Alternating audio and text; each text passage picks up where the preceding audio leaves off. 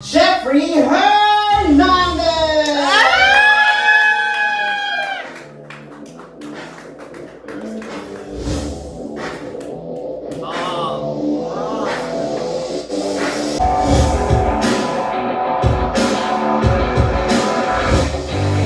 First, thank you so much po for coming to our event today.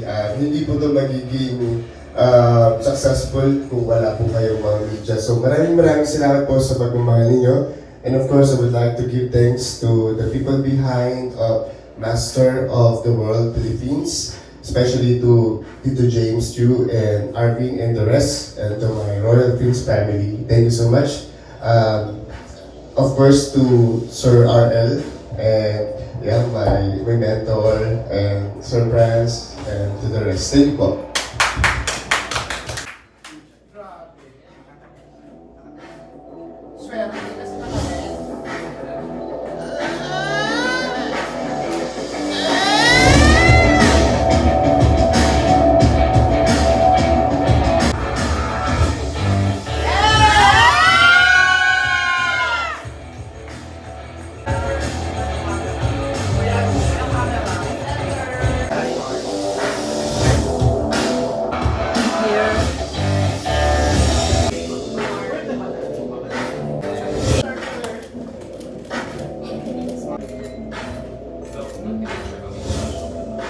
Sash ka na as our representative. How was it? Kamusta yung thoughts mo ngayong araw? With regards to kamusta sa araw ko ngayon, I woke up and the first thing I did is to pray to the Lord and give thanks. Kasi kung hindi dahil sa Kanya, hindi ko po ma-achieve to. I'm actually preparing myself already for the pageant, doing my gym and also dieting and learning, of course, especially to Sir R.F. Kasi it's been a while na nag-pageant ako for 15 years ago na. So I think medyo kinalawang na, but I'm ready again to step on stage. Veryoso, OPMB Worldwide.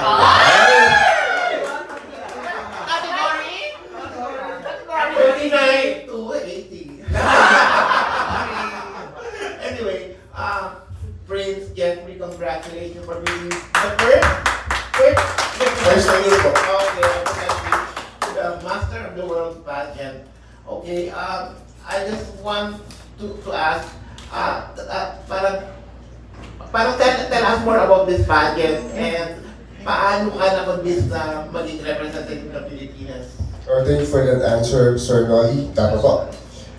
So first, I think Master of the World are looking for a man who are in their prime, who has the success story, integrity, and professional as well. So, asking kung paano po ako nahikayat dito, it started with my friend, Sir Arvin, na nag-invite sa akin to join the pageant, and gladly, napili po ako ni Tito James Chu, which is the director of the event. Yeah, that's it. I am actually ready to tell my story and to maybe share my knowledge to everyone. Okay. Paano mo na maintain yan? Diet is very important. So talagang calorie deficit, or I need to watch out my calories intake every day. And also, gym coach. More protein po talaga. And then less carbs. Less sugar. No, normally kasi pag wala ka na masyadong sugar sa katawan, hindi mo na siya hinahanap. So parang dire-diretso na siya. Story would like to share to this competition? Well, I went from the bottom, all the way up to where I am right now. Okay. So hindi naging madali. It's not easy for me to graduate in college kasi hindi naman ako galing sa mayroong pamilya. So I work while doing my study. So hindi siya naging madali, no? Maraming times na nakikita lang ako. But yet I have this dream in mind and in my heart, goal to become a successful and well-off someday. kahit imposible. Like that time, I don't know parang walang hint, wala ako makitang liwanag during those days or years, pero naniniwala ako because I already prayed with God na one day, He will give me a business, opportunities, not only for myself, but also to help people who in needs, and to also the society. Which is, nagagawa ko naman siya ngayon. Kasi I can already give jobs to those na wala pa, and also, tumutulong na rin ako sa ibang mga tao. Okay. So, the last time that you had a pageant was 15 years ago. So now, coming back to the pageantry world, ano yung mga preparation mo so far? Especially ngayon, internet world na tayo, technology and all. So, paano mo prepare yung sarili mo, especially sa mga, alam mo na yung mga pageant fans na they will support you or not? Ano masasabi mo doon? Kung hindi ko natatanong, nung hindi pa ako sumasali dito sa pageant na to, I was the one who keeps on supporting those people who joined the pageant. Alam ng iba yan dyan na nag-i-sponsor po ako sa mga pageant. And pag nag-i-sponsor ako, talagang binibigay ko yung kaya ko, hindi ko tinitipid. Kasi I believe parte sila ng life ko kasi I also a pageant king before. So what more pa ngayon na ako na mismo yung lalaban. So sabi ko kay Tito James, he will support me all the way. And sabi ko, Tito James, I will also support you. So we will support each other to make simple more special. In preparation naman yun po, like what I've said just now, I started to go at the gym. Kumuha na kami ng coach ni Tito James to secure na yung food na kinakain ko every day is maayos. Imagine, 10 days ago nag-start na kami up to October yan, dire-diretso. Bawal na muna ako kumain ng restaurant.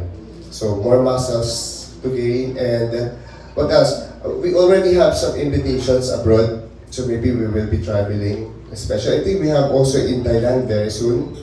I also have few modelings na rin po, which is, tagal ko itong pinapanood lang, pero ngayon ako rin magmo-model. So thank you, Tito James, to everybody. Di ko alain na mangyayari yun sa akin.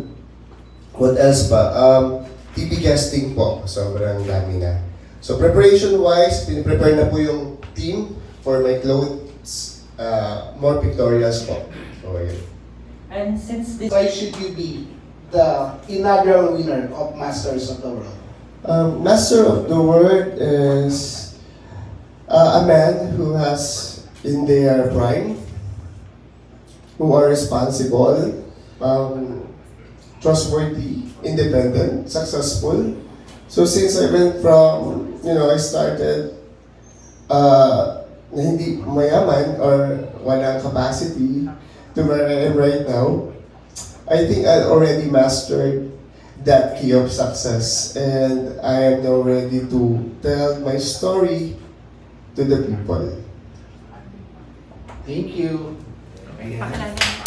Prince Jeffrey Hernandez, your Master of the World, Philippines! I would like to express my heartfelt gratitude to the incredible individuals and organizations who have supported me throughout this journey.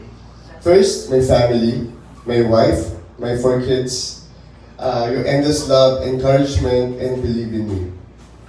To Sir James Chu, National Director for Unwavering Guidance and Leadership.